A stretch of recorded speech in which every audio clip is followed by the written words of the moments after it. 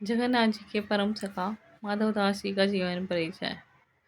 कैसे माधव दास जी का बचपन रहा और कैसे वह जगन्नाथ जी के इतने बड़े भक्त बने कि उनकी पीड़ा भगवान ने स्वयं अपने ऊपर ले ली और वे आज भी हर साल 15 दिन के लिए बीमार पड़ते हैं। ऐसे उन्होंने अपने भक्त का कष्ट अपने ऊपर लिया। और क्या था माधव दास जी का जीवन, उनका बचपन। माधव दास और जगन्नाथ। माधव दास का जन्म ओडिशा से थोड़ी दूर पश्चिम बंगाल में हुआ। एक छोटे से परिवार में, बस एक बड़े भाई और माता पिता की देखभाल में। छोटे से माधव दास ने जन्म के कुछ साल बाद ही छोटी सी उम्र में खो दिया अपने पिता को और वह ज़्यादा से ज़्यादा समय अपनी माँ संग बिताने लगे।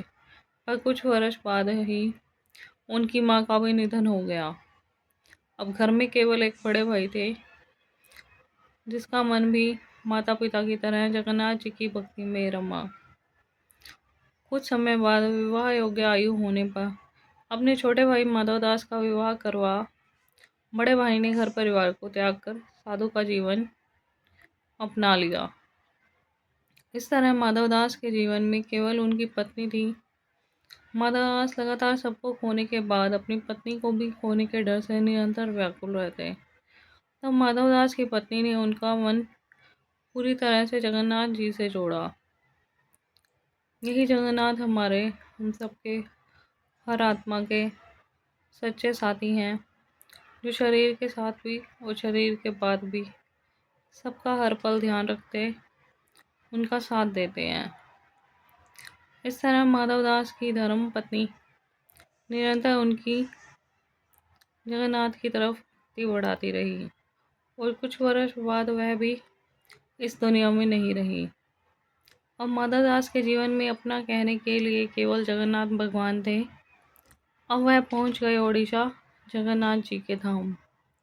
इस पर केवल दर्शन को नहीं, सदा के लिए अपनी सखा के साथ रहने को।